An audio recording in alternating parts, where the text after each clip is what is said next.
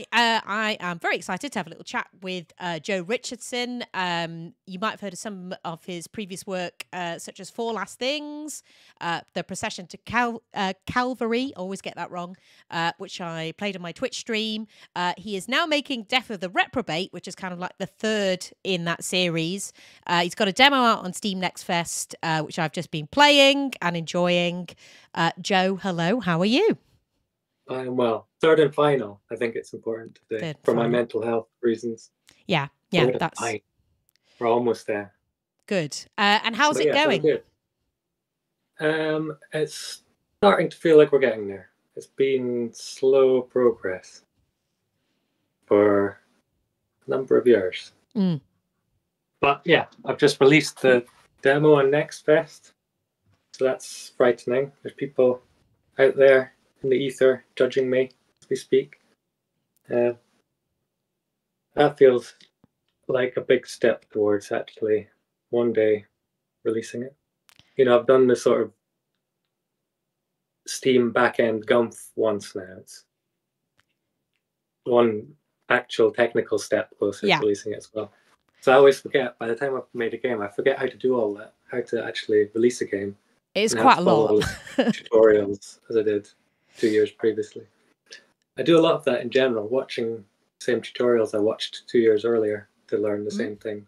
Okay. Yeah. I mean, I imagine I mean, I do the same with stuff like that as well. I think that's, you know, don't beat yourself up, Joe. It's you know, it's fine. It's good. It's good that you're, you know, going through this process again, and it seems like it's all going well. I mean, for people who don't know, I sort of gave you like a little introduction there with the other games that you've made, but how did you kind of get into making games in general? Well, where did I start? I started making games at art school. Yeah. I started making things like 10 years before art school. I was a general artsy-fartsy layabout.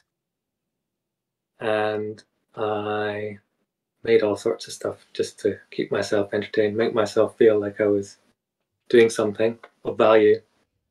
Yeah. And I sort of inadvertently taught myself all the skills required to make video games. Apart from programming, I still haven't taught myself how to do programming, unfortunately. Now, but yeah, so I went to art school and realized I had to get my shit together a bit. And while I was at art school, I studied illustration, but I can't really draw. So I was always looking for ways to hide the fact that my drawings were shit by adding, making little models or adding interactivity or whatever. Eventually I made a video game and it felt good. It felt like I'd made a real thing. And that video game was? The Preposterous Awesomeness of Everything. I'm very bad at naming video games. And I remember you saying that you were kind of like, I mean, because how long did that take you to make that video game? And after that, were you thinking, right, this is what I'm going to do now? I'm going to make video games, or what? You know, how did it go? It took me like 2 years. It was my final year project, and I ended up just submitting a demo because it wasn't finished. It took another year before releasing it. And yeah, I think when I released it, I was like, I want to make games as my job. But the question was, can I make games as my job? Yeah. And I was like, well, out of money. And when I released the POW, I'm going to refer to it as. Oh, right. Save myself the When I released the POW, I sort of felt like if it does well, I'll make another. If it doesn't, I'll get a real job. And it didn't. Oh, okay. It did terribly. Oh no. But I didn't stick to the plan. I made money. You're like, well, I'm gonna do it anyway. And just talk about like, because I think one of the most striking things definitely about this series is the art style. So I'm kind of interested, you know, you said you don't know how to program, but how as someone who doesn't really know much about games, how do you then make a game if you don't know how to program? Well, for the first 2 games, I used Visionaire Studio. Okay. It's like an adventure game specific engine that basically makes it very easy to make standard adventure game. Right. So there wasn't any programming. It's all like built-in stuff that already exists in the engine. Yeah. Um, Okay, that's cool. I don't think it's even got like visual scripting. Now I use Unity with right. a plugin called Adventure Creator, which has its own visual scripting. So I do sort of do programming, but it's through visual scripting. Oh, okay, cool. I think in Visionaire, I don't think I was doing anything. I think it was all literally, it was just so well put together that if you wanted to just do the basics, you could do it just by, dragging and dropping your artwork in. And yeah, sorry, I kind of asked you two questions there, but like the first one in terms of like the artwork, just talk us through where the idea for that came from, and because you're using real paintings basically, aren't you? Yeah. So Tapao was made. It was collage style as well, but with photographs. Yeah. And while I was making that, I sort of first envisioned it as like the land of the living in Grim Fandango with the really obvious chunky cutouts. But as I was making it, I got a bit obsessed with sort of blending bits together and making it all look sort of coherent, which makes it look creepy, weird. It's like it's half cartoony, half real. Everyone's naked. In the original build that I only ever sent to backers, it's like uncensored. Okay. There's pink tipped willies flopping around. Oh. Censored eventually in the Steam build, which I still kind of regret.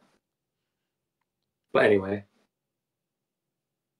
so while I was still working on that, I got the idea basically if I did the same technique but using attractive art to start with, I could make an attractive thing instead of a creepy weird thing. I mean, I liked the creepy weird thing. It was like a satire about the grossness of everything.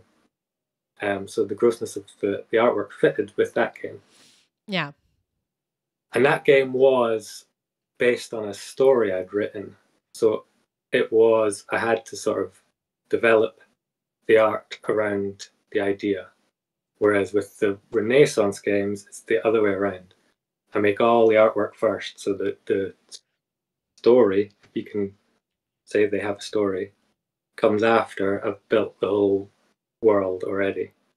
Because using existing artwork, I couldn't like write the game first and then find the right bits to make that game. It would be impossible. So just tell me, for example, like the scene behind you or something. How do you go about creating a scene in this game, or it doesn't have to be that scene, but what would you are you like scouring Renaissance artwork, or how does it work? Talk me the process of creating a scene.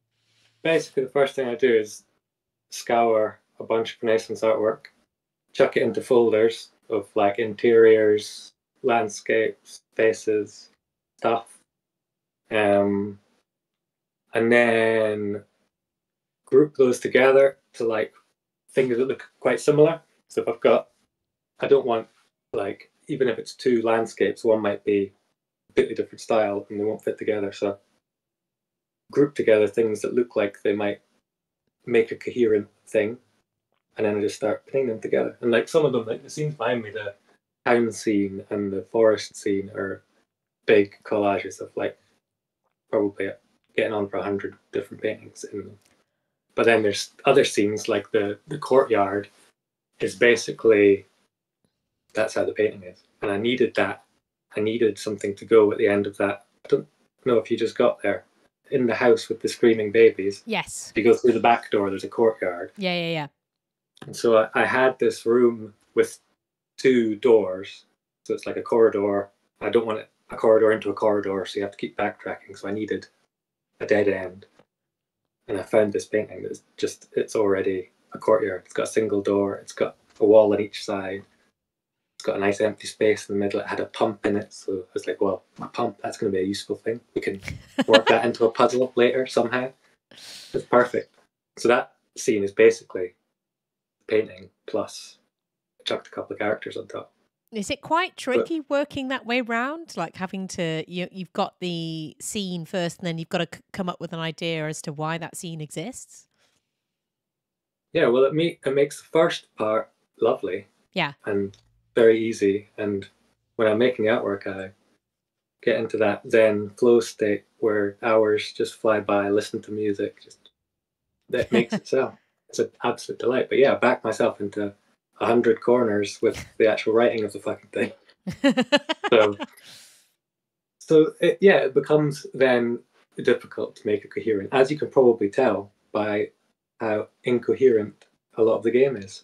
I mean, I wouldn't say that, but it's got it's got a quirky style to it, so that kind of I works. get away with it. People are very kind in saying it's like Monty Python. It's surreal, isn't it? It's not. Yeah. But that's not because I love Monty Python and wanted to make an homage to Terry Gilliam. That's because I backed myself into a corner and can't make a genuine story out of the bits that I've got. Well, at least it works, I think, because of the humor. I mean, with the humor, is there stuff you like? Is there ever stuff you're like, no, I don't think I can say that, or I'm gonna have to keep that out, or is it literally you just like put it in, or like I'm interested if there's like bits you're like, is this gonna work, or Yeah, there's definitely stuff that I censor. oh really? Yes, No, yes, you're there are. looking, you're like, Does it not look can like I that? say? They, I did I've see noticed you that did a this game is warning. ruder than the last two. Go on, sorry, what did you say? I've noticed that the new game is ruder than the last two. Yeah, what's that I think about? it may be. I'm not sure. I didn't set out to do that, but it was going to be very rude. I have been debating. I think I've talked myself out of using the C word. Yeah, I saw that you were going to put a little warning saying. I was going to put a really facetious Yeah. disclaimer where I used the C word several times and warning people about the C word. And then it's like once I've used it, I've like opened the floodgates, and I felt like I was swearing through the whole game. I've written the game with the F word and the C word as a variable, so I can talk myself out of it and change fuck to flip. And what I've not decided. That's the problem. Is I've not decided on a good alternate C word. If anyone's got any ideas, what a good taking suggestions for alternate C words. But yeah, I thought having like the game just peppered with swearing changed the tone too much. It didn't fit with the other games, and it's a bit weird for an adventure game, isn't it? It's like, but it's definitely still got a general rudeness to it, even without those words. And for people who maybe don't know the kind of story arc of the series, tell us a little bit about that and where this kind of comes in. Well, again, it's funny talking about this story because it's not much of a story, is it? Come on, big it up. The thing that links the three games is the one character, Immortal John. He was the protagonist in the first game, and then he's like turns into the antagonist at the end of the second game, and now he's the one that's like the quest giver, setting the missions in this game. Other than that, it's like three separate stories, three separate protagonists. So they come chronologically one after the other, and John goes on a bit of a journey, but generally they're self-contained stories, and they're like, I think it's important to in the first sort of 5 minutes give you the whole story, give you the quest, and you know what's ahead of you. Yeah. I don't like a big long cutscene, and I don't want too much like twists and turns, and I want it to be nice and simple. Here's the tasks, go and do them. So Four Last Things was literally, I think the intro is like a minute long or something. And it's super simple. 7 Deadly Sins, off you pop. Then Processions are slightly more long-winded. And in this one, I've gone back to simple. It's 7 good deeds to mirror the 7 Deadly Sins. Yeah. But it's like makes no sense.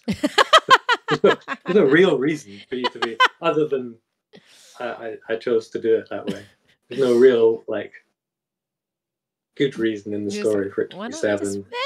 Come on, don't put yourself down here, Joe. Like Well, you that's said, not what the games are about. They're not. It's not like a. Well, come on then. A What deep are the games story about then for you then? Well, I mean, the most important thing is the artwork. The thing that drives all the, basically all the decisions I make on the game is the artwork, and the most important thing for me is making them look right. And like, I think the whole thing is a piece of art for me. The way the characters move, the way you interact with the world, it's all an interactive thing for you to play with. It's not like a game, a story. It's just a thing to poke and laugh at. In that respect, then, how do you know when a scene is done? Because you've got so many little interactive bits in it. Is that, because you could just keep coming back to it, right? Is it quite difficult? It's been 4 years since I released the game. Maybe I need to learn the answer to this question myself. I mean, previously, I've always released my game at the moment when my bank account hits 0. Okay, right. It's done when it has to be done. But unfortunately for me, Procession has sold much better than the others. So I've got a bit of money in the bank. I've not got that kicking me up the arse this time. So I'm going to make it forever. How has this one been then? Making this one, or what's different? If people like the first two, what can they expect from this one? It's very much more of the same. I think the first one was all Northern Renaissance art, because that's sort of what I gravitated to, what I liked when I started researching it. And then that gave me the opportunity when I did the second one, you travel down to the south and it's like more Italian art. It's not, I mean, I'm not strict with myself on what I'm using. But then this one is into the future, so there's a lot more modern art. I mean, not modern art, but more modern than... It's not technically, I don't think, Renaissance art anymore. I'm not sure it ever was, to be honest. Have you become a bit of a Renaissance art expert? Not really. No. I've looked at a lot of them. Yeah. I've not learned a lot about them. How many Renaissance paintings do you think you've looked at now? Lots. Too many. Would you ever think of doing something with more modern art, or is that? I mean, I don't know with this kind of thing. Is it kind of a copyright thing as well with the Renaissance art, or how does that all work? Well, you'd get to a point where it would be a copyright issue. But I think before that, you get to a point where there's too many different styles, and like the styles don't fit to collage well. Like if I started doing Impressionism, where you can see every brush stroke, I wouldn't just be having to cut around every finger. I'd be having to cut around every brush stroke on every finger to get the thing to gel nicely. And like each artist in that period's work so different that bringing them together would be a bit of a nightmare. But I mean, more importantly, I'm done. I'm going to not be chopping up other people's paintings in the next game. I'm looking forward to something new. What have you got any thoughts on what that would be, or where it would go? Not really. I've got some vague ideas.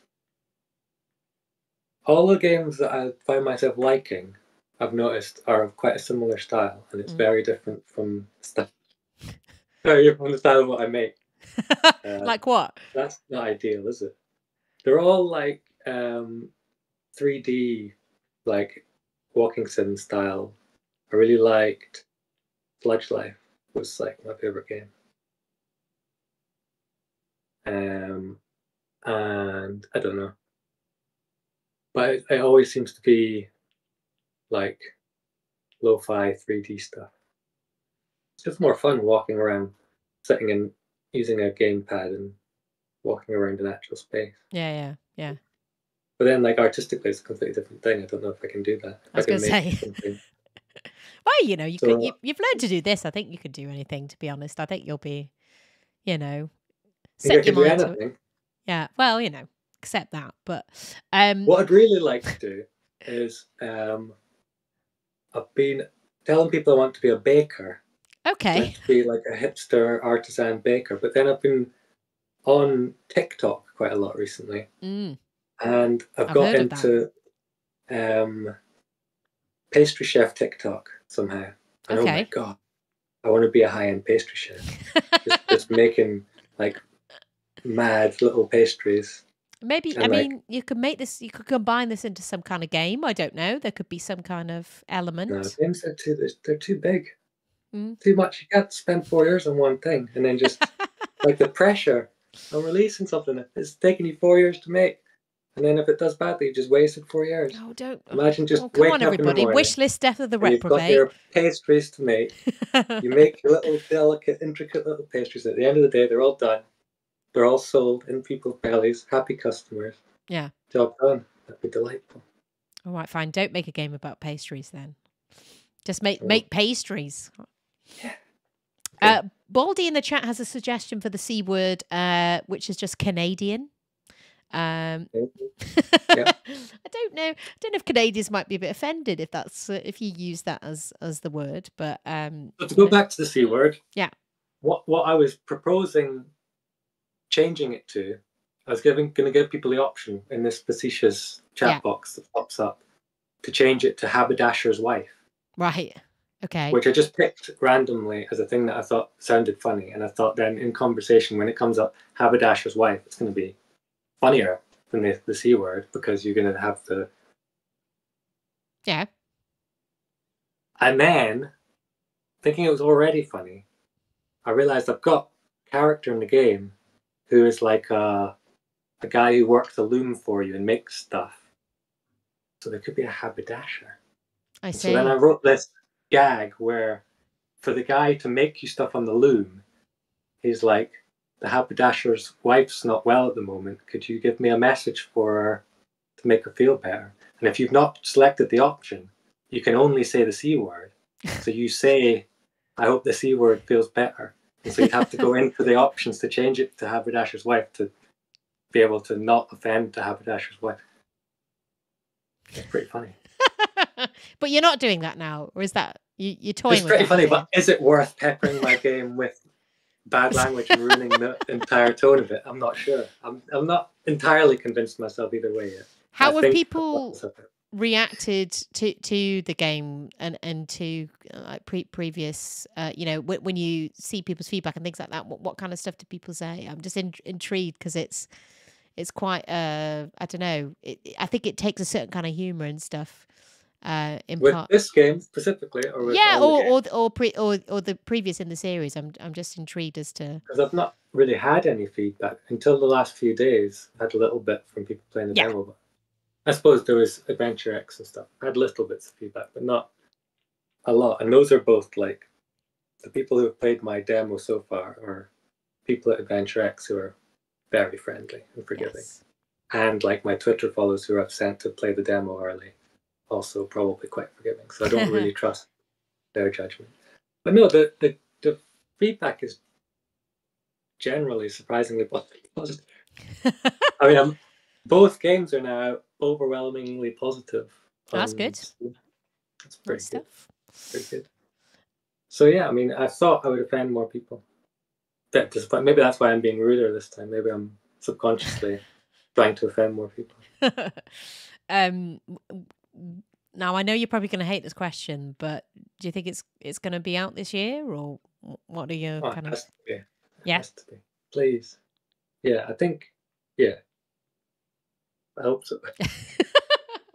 Well, where I'm not going to say it well. What stage are you kind of up to with it at the moment? There's basically all the 7 good deed puzzles are in. There's like a little epilogue bit with some loose puzzling that isn't done. So I need to do that, and then I need to stop it being broken. That's going to be a big job. Yes. Okay. And then I'm a bit worried. I'm going to try and do translations to the same languages as Procession. Ooh, okay. But I've never done that sort of thing before. I'm a bit worried I'm going to break the game by putting all the languages in upside down or something. That would be less than ideal if you did that. But you already did that before for Procession, or? Well, my console publisher did it. Oh, right, okay. Procession. Okay. Yeah, so I didn't have anything to do with it. I see. Well, good luck with that, Joe. Fingers crossed. But yeah, so that's the sort of thing that might end up taking more time. Yeah, fair enough. Okay. Well, I mean, I've really enjoyed the series so far, and I'm really looking forward to Death of the Reprobate. And if it's more of the same thing, then that's a good thing because I enjoyed the first two games a lot. I guess you've got the demo out for Steam Next Fest. If people want to check that out and give it a go. How long is the demo? That's what I want to know. I don't really know. I mean, if I play it and click through it, or No, I suppose, yeah. I'm just wondering if I'm kind of halfway through when I was playing it, or if I'm. There's 2 puzzles. Yeah. If you solve either one, the game kicks you out. It's like that'll do. Oh, okay, fine, fair enough. The fishing puzzle, you're very close. Cool. Okay. You might be finished quickly. Good. Well, I mean, not that I want to rush, but I'm just if people wanted to check it out, yeah. Go on Steam, download it there. Are you going to be showing it at any other kind of conventions or anything coming up, or have you got any? Nothing planned. Hopefully, I sort of apply for anything that'll take me for free. Yeah, So, because that's where I first saw it. Was I think it was at what was it, WASD? I think that's where it was on first. Yeah. And that's cool. But yeah, I mean, like, I don't know if you want to add anything else, or I can like obviously I'll put all the links to the game underneath, and like if people want to check out the previous stuff. Good luck with the pastry service. I heard you're going to play Flock later. Yeah, that's a much more attractive game than mine. Put links to Flock instead. No, what's the point in that? Joe, thank you so much for having a chat with me. I appreciate it. I don't know if you want to add anything else, but I will put stuff in about you, and maybe see you at this year's Adventure X. Yes, definitely. Yeah. Hopefully. Oh, good stuff. I'll see you then. Thanks for chatting. No worries. Thank you, Joe. See, that wasn't so bad, was it? Survive. Right, good. I've been trying to get this guy on. He keeps saying he doesn't want to chat to me because I'm a bully. Right, cool. Thank you, Joe. All right. Yeah, good luck with game. Genuinely, really enjoyed it, and hopefully you get lots of feedback. Oh, we want someone. Okay, people want to know what's your favorite chocolate bar, Joe. It's an important question. What's my favorite chocolate bar?